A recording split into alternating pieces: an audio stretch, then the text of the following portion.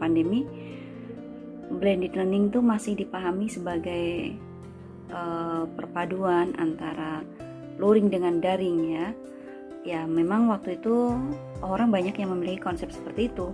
Ya maklum ya, karena masih baru-baru gitu.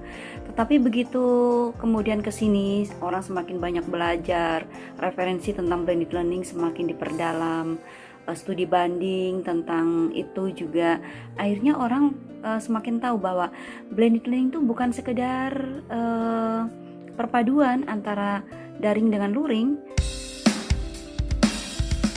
unsur dari sisi manusianya dengan teknologinya. Disitulah pentingnya blended, bukan sekedar luring dengan daring dan pindah dari yang luring kemudian ke daring, bukan begitu.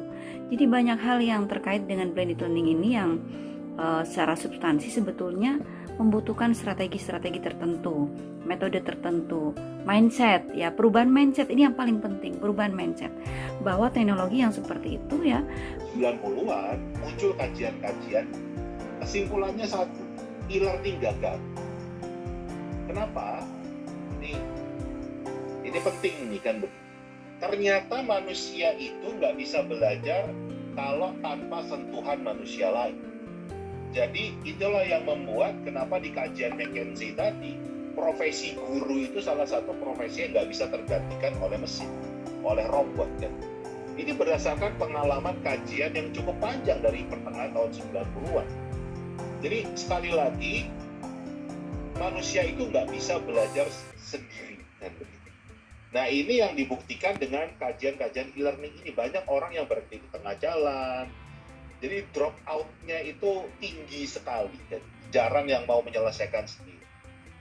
Nah disinilah makanya di awal tahun 2000-an mulai muncul konsep blended learning, di mana salah satu tokohnya di era itu sangat terkenal, namanya Dr. Ray Clifford. Beliau dalam pidatonya yang sangat terkenal di sebuah konferensi pendidikan mengatakan, teknologi tidak akan bisa menggantikan guru, tetapi guru yang tidak menggunakan teknologi akan tergantikan oleh guru yang menggunakan teknologi. Itu yang disampaikan oleh Ray Clifford. Jadi pemahaman blended learning yang benar adalah perpaduan antara manusia dengan teknologi. Dan konsepnya harus blended. Blended itu punya filosofi yang berbeda dengan mix.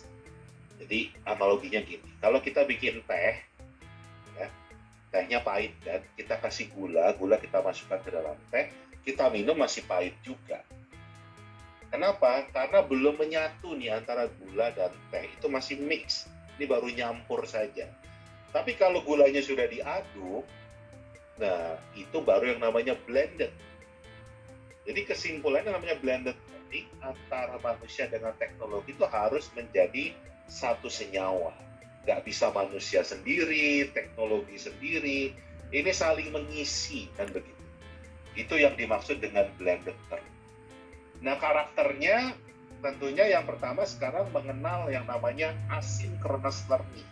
Tidak hanya synchronous, tidak hanya pembelajaran langsung, tapi yang tidak langsung, artinya bisa dilakukan kapan saja, di mana saja, menggunakan alat apa saja, artinya mau pakai tablet bisa, laptop bisa, HP bisa, mau komputer sekolah, mau komputer di warnet, mau laptop tetangga, mau punya siapa saja, kita bisa mengakses pembelajaran tersebut. Ini yang nggak bisa dilakukan di model tradisional, ya kan? Nah ini juga yang membuat kenapa pembelajaran PJJ daring kemarin dianggap gagal, karena yang masih dilakukan oleh para guru adalah synchronous learning. Saya masih ngelihat kok semua sekolah itu masih pakai jadwal, ya kan? Oke, jam 7 pagi itu misalnya pelajaran matematika, 7.45 belajar bahasa Indonesia, itu masih modelnya jadwal pelajaran, artinya tidak anytime, ya kan? Tidak anytime belajarnya. Ini yang membuat misalnya satu rumah punya satu gawai tapi anaknya 3, kakaknya di SMA, dia di SMP, adiknya di SD, ini pasti nggak bisa belajar kan? Kenapa? Gawainya cuma satu. Tapi kalau didesain asynchronous, si kakak mau pakainya pagi, dianya yang SMP siang, adiknya yang kecil SD atau bertukar, itu bisa.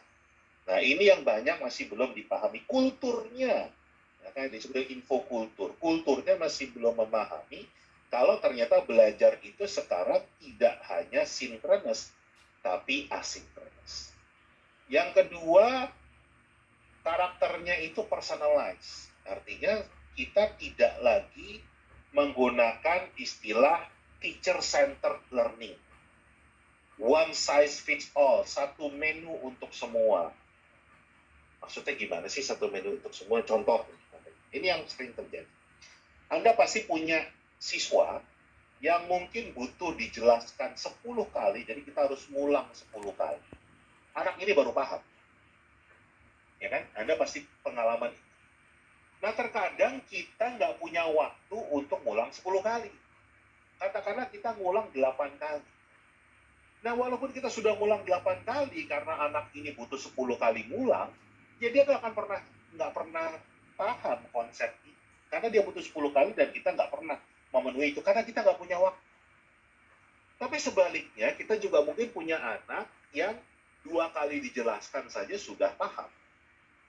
Kita ngulang 8 kali. Apa akibatnya? Anak ini bosan, dia terus bikin gaduh, bikin keributan. Karena ngapain sih diulang-ulang terus, saya udah paham kok. Nah, di model pembelajaran yang hanya menggunakan manusia saja, itu nggak bisa. Kalau nggak one size fits all, semuanya harus merasakan materi yang sama, kecepatan yang sama.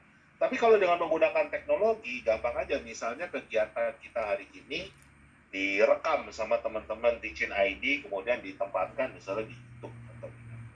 Nanti malam, kalau sekarang ini saya dianggap terlampau cepat atau suasananya lagi nggak enak, kita bisa ulang lagi. Kalau masih kurang, diulang lagi.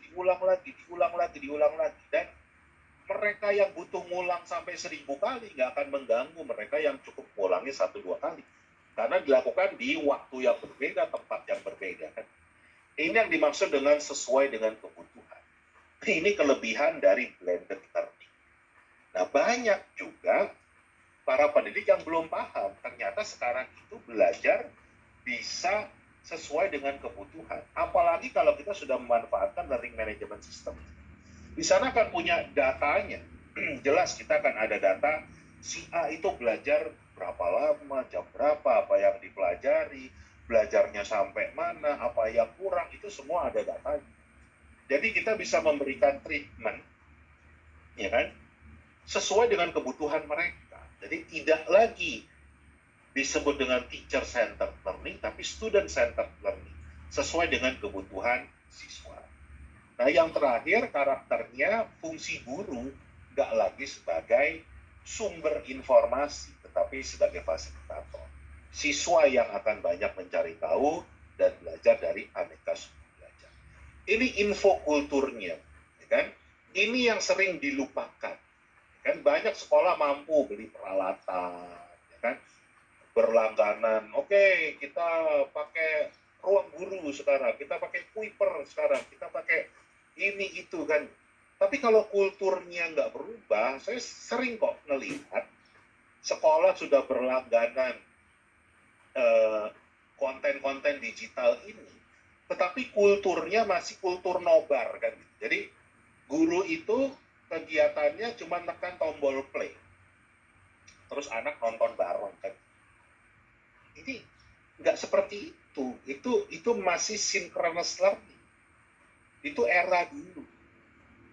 Karena model seperti itu bisa dilakukan anytime, anywhere.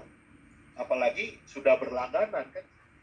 Kenapa harus menggunakan waktu bersama, nontonnya bersama? Nah, ini kultur yang harus disiapkan lembaga pendidikan. Ini nggak bisa instan ya.